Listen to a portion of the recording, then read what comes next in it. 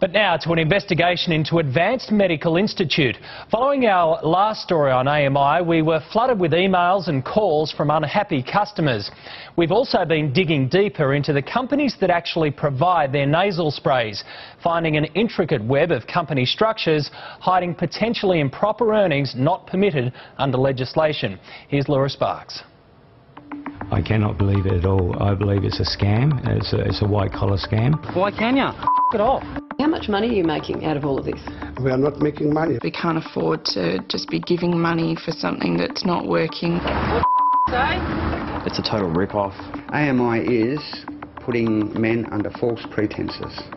Angry customers of Advanced Medical Institute, AMI, lured in by TV ads like this one. And who are you? We're the bedroom police, and we clocked you at 1 minute 30 seconds. That's pretty quick, I must admit. Why are you filming the building? Allegations of suspicious activity against companies involved in making and supplying the now famous nasal spray and other AMI treatments.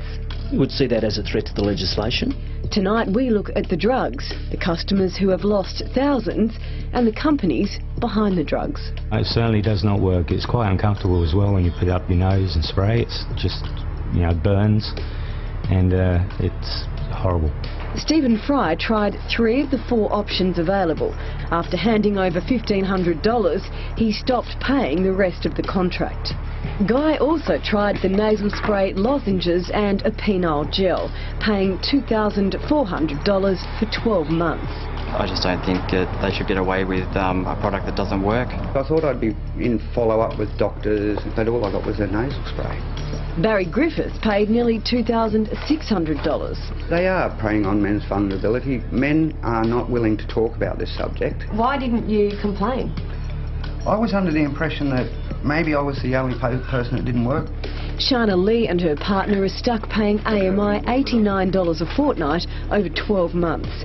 It's giving them false hope and making them feel more inadequate and thinking, why me? Why isn't it working? All grateful letters to Advanced Medical Institute telling how life was changed by us to these people. But you've treated 500,000 men? Many men and women. The most happiest people in the world. AMI sidesteps around our laws on approving medication by claiming its products are mixed individually for each patient by a pharmacist. So unlike most of the medications sold in our chemists and supermarkets that are made in commercial quantities, the AMI treatments are not approved by the regulator and so remain untested. So it's not commercially made here? Absolutely not, on individual basis. We have around 80 formulations. But a former insider insists there's only a few different formulations for the sprays. They're made in commercial batches, litres at a time, not individually and specifically for each patient. They're not tested, they're not regulated, they're not monitored here in Australia. It's not correct. It's done by professional pharmacy. Block your beauty with. This is the pharmacy, Australian Custom Pharmaceuticals, or ACP. They say there's dozens of different formulations. It's not a soul in touching you. Touch you in a minute. Jam that microphone up. So when we decided to come out here today and just have a look at the operation, we were greeted with this. Yeah, you're a hero when you got the camera on you, aren't you? Dig deeper into this organisation's structure, and another company, Next Gen Pharmaceuticals, is closely linked to ACP. Both are under investigation by the New South Wales Pharmacy Board for their business relationship and potentially improper earnings. ACP might make AMI products, but it appears Next Gen Pharmaceuticals carries out a similar job with AMI, even though they're not approved to do this. The Next Gen office is next door to ACP. Pharmacist Daryl Knowles is the owner of ACP and CEO of Next Gen. It's almost like they're one and the same. But it's here where the story gets murky. This official document explains that Next Gen is economically dependent on ACP, a pharmacy. So Next Gen makes its money from a pharmacy. Now, 3 of the 5 Next Gen directors aren't pharmacists.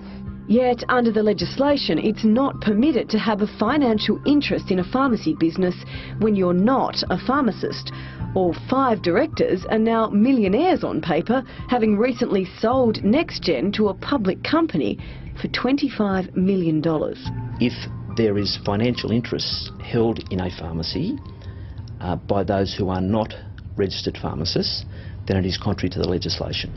Then it should be challenged.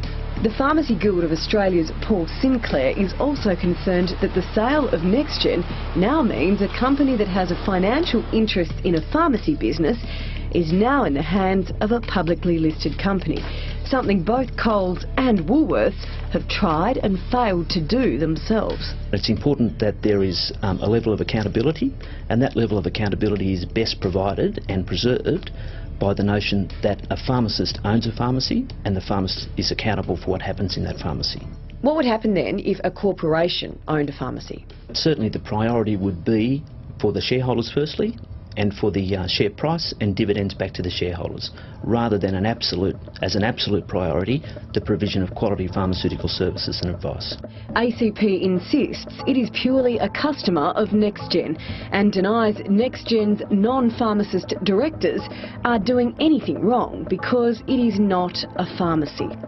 As far as the nasal spray, ACP states the ingredients are registered with our Therapeutic Goods Administration. What they don't point out is that the ingredients are not registered to treat erectile dysfunction. I don't understand why a practitioner or an organisation would start a patient on the product least likely to help them. Urologist Dr. Philip Katelaris explains the only treatment AMI offers that definitely works are the penile injections, costing just $350 for a year's supply, much cheaper than the $2,500 AMI charges for 12 months of treatment. I certainly do not, in my practice, use nasal sprays because they're ineffective and they can have unpleasant side effects. Is AMI setting these customers up to fail? I'd have to say yes, on the basis of the studies showing 10% only better than having water sprayed into your nose. Well, this time I'm going to let you off with a warning. If you agree to talk to the doctors at AMI about... In the meantime, AMI continues to flourish, bombarding our billboards and airwaves. I can't understand why an organisation that believes so strongly in their product would not have the confidence to subject it to randomised controlled study scrutiny. Perhaps they don't want to know the answer. Now, the National Coordinating Committee on Therapeutic Goods is looking at putting extra regulations on companies like AMI and ACP that mix products individually for patients. We'll keep you up to date on when those changes are made and the results of the New South Wales Pharmacy Board's investigation. But right now, let's take a break.